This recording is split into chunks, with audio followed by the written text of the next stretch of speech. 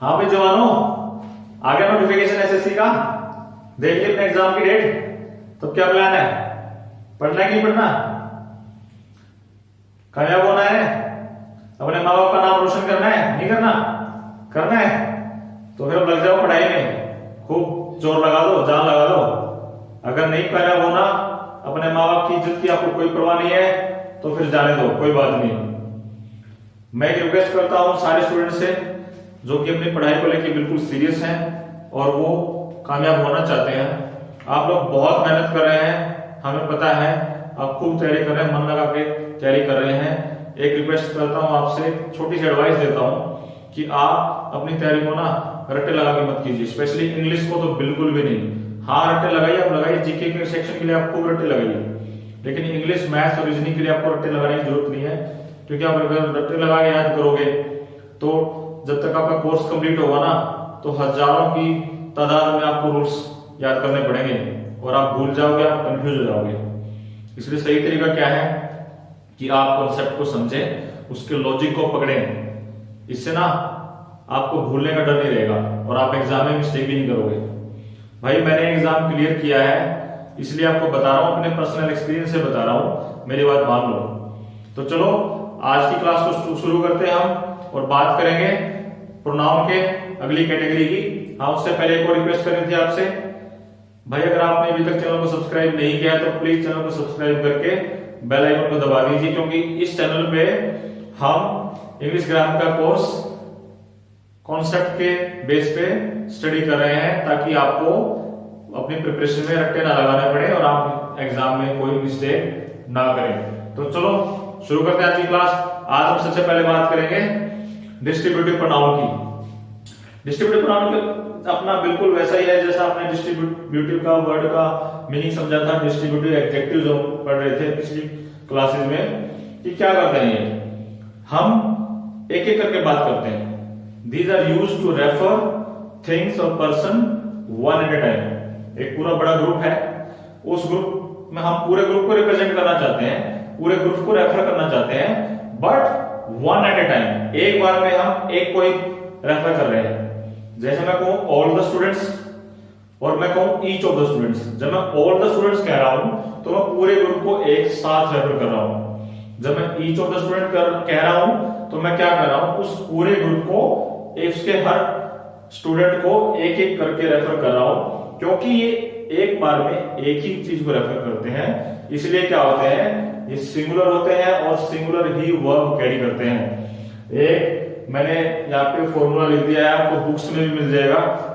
बहुत सारे स्टूडेंट ऐसे याद करते हैं, ईच, इधर, इधर, ये हमारे डिस्ट्रीब्यूटिव प्रोनाउन है। इनके बाद ऑफ के साथ जो नाउन आएगा वो प्लूरल आ जाएगा, फिर उसके बाद वर्ब सिंगुलर आ जाएगी, उसके बाद कोई नाउन या प्रोनाउन या एडजेक्टिव सेंटेंस में दिखा तो वो भी सिंगुलर आ जाएगा। आप चाहो तो इसको रख सकते हो, लेकिन फायदा क्या होगा, फिर एक और नया रूल आपको याद करना पड़ेगा, कंफ्यूज हो जाओगे। आप लॉजिक को समझिए ना, आप कॉन्सेप्ट को समझिएगा ऐसा क्यों हो रहा है। अगर आप कॉन्सेप्ट को समझ लेंगे तो आपको याद करना आसान हो जाएगा, आप भूलेंगे नहीं, पेपर में मिस्टेक भी नहीं करेंगे। चलो हम इसको समझने की कोशिश करते हैं, ठीक है। देखो क्या होता है, हमने ये तो जान ही लिया कि इनके बाद ये एक एक करके रेफर करते हैं, एक ग्रुप में जितने मेंबर को एक एक करके one at a time refer करते हैं। जब one at a time refer करते हैं तो सिंगुलर हो गए तो वर्ब भी सिंगुलर आएगी इनके बाद, और उसके बाद कोई प्रोनाउन एडजेक्टिव आएगा वो भी सिंगुलर आएगा। अब बात होगी कि अगर ऑफ प्रेपोजिशन के बाद कोई नाउन दिया है वो हमें प्लूरल क्यों होगा। वो प्लूरल इसलिए होगा कि हम उस ग्रुप को रेफर करना चाहते हैं, उस ग्रुप में से एक एक बंदे को सिलेक्ट कर रहे हैं। जिस ग्रुप में से हम सिलेक्ट कर रहे हैं, जैसे फर्स्ट सेंटेंस हम देखते हैं पहले, उससे आपको कॉन्सेप्ट और क्लियर हो जाएगा। ये कह रहा है each of the students have done their homework. चलो इसको ब्रेक कर लेते हैं एक बार और देखते हैं कि कौन सा वर्ड क्या रोल प्ले कर रहा है। ये हैव हमारी हेल्पिंग वर्ब होगी, डन हमारी मेन वर्ब होगी, यहां पे आप ऑफ हमारी प्रेपोजिशन हो गई, स्टूडेंट इस प्रेपोजिशन का ऑब्जेक्ट हो गया। अब ये नाउन तो चला गया, अब ये प्रोनाउन बच गया, तो हमारा जो वर्ब है उसका सब्जेक्ट कौन बनेगा, ये बनेगा। एक ही तो बच गया और तो कोई वर्ड बचा ही नहीं। एक नाउन था स्टूडेंट्स तो हमारी ऑफ प्रेपोजिशन का ऑब्जेक्ट बन चुका है। सब्जेक्ट वर्ब एग्रीमेंट में आपको क्लियरली बता चुका हूं कि अगर प्रेपोजिशन के बाद जो नाउन प्रोनाउन आएगा वो उस प्रेपोजिशन का बॉयफ्रेंड होगा, उसका ऑब्जेक्ट होगा, वो हमारी वर्ब को हाथ नहीं लगा सकता, वर्ब को फिर अपना दूसरा सब्जेक्ट ढूंढना पड़ेगा। तो इसके अलावा एक ही वर्ड हमारा सामने बचता है और वो हमारा इज, तो वो हमारा सब्जेक्ट बन जाएगा। उसके बाद डन व्हाट का रिप्लाई आ गया वर्ब से, ये हमारा ऑब्जेक्ट हो गया। देयर इसे पोजेशन बना रहा है तो ये हमारा पोजेसिव एडजेक्टिव हो गया। अब इसमें आप देखो, मैं कह रहा हूं कि ईच ऑफ द स्टूडेंट्स, अब ये ग्रुप है मेरा स्टूडेंट का, इस क्लास में मैं कहता हूं 40 बच्चे हैं। अब इन 40 बच्चों में कह रहा हूं कि ईच ऑफ द स्टूडेंट्स, हर एक स्टूडेंट्स एक एक करके उनको कह रहा हूं। तो यार मुझे जो स्टूडेंट तो मेरे 40 है ना, तो जो जिस नाउन में से ये जो मेरी ऑफ प्रेपोजिशन है, ऑफ प्रेपोजिशन दो काम करती है। एक तो सिलेक्शन में काम करती है किसी भी सेंटेंस में, या फिर काम क्या करती है, पोजेशन बनाने का काम करती है किसी नाउन पे।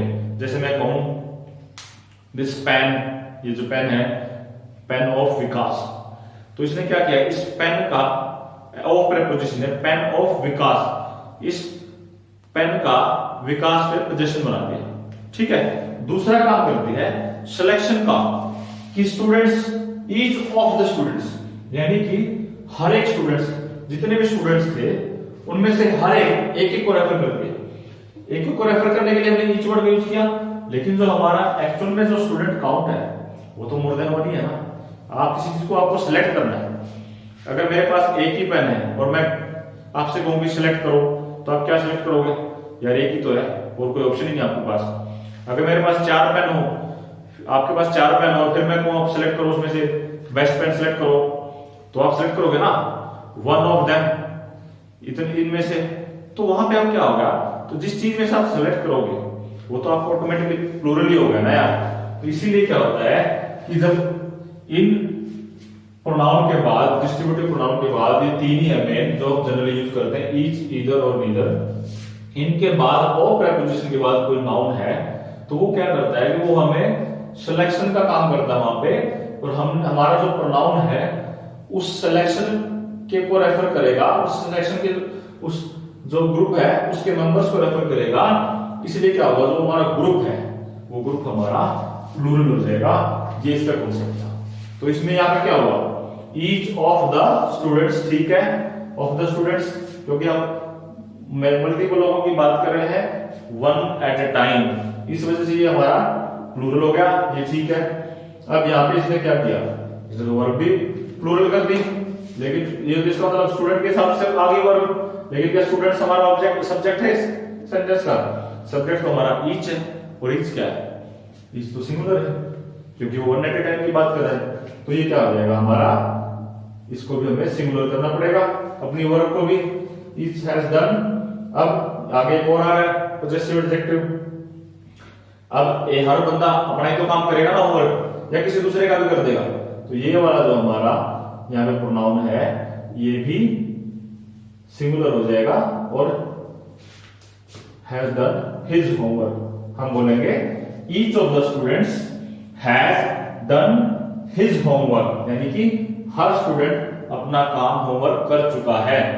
अब दूसरा सेंटेंस, मैंने 2 सेंटेंस हो रहे हैं, आप इनको अपने साथ अपने लेवल में एक बार ब्रेक करके और एरर को आइडेंटिफाई करने की कोशिश कीजिए। ठीक है, मैं बस हेड हो रहा हूं बोर्ड से, आप कोशिश कीजिए, फिर मिलते हैं।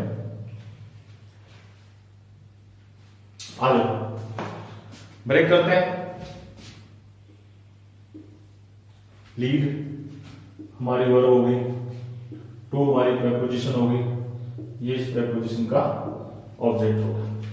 अब आ गया हमारा ईदर, ये हमारी प्रेपोजिशन होगी ऑफ, ठीक है, रोड्स इस प्रेपोजिशन का ऑब्जेक्ट हो गया इसे, और इसने क्या किया, इस पे पोजेशन बना दिया, ये हमारी दीज यहां पे क्या है, एडजेक्टिव हो गया। अब देखो, इसको तो हमारा सब्जेक्ट नहीं बन सकता, तो सब्जेक्ट कौन बनेगा, सब्जेक्ट बनेगा ईदर, और ईदर हमने देख लिया क्या है, ईदर डिस्ट्रीब्यूटिव प्रोनाउन है, सिंगुलर एक एक करके बात करते हैं, ईदर ऑफ दीज रोड्स।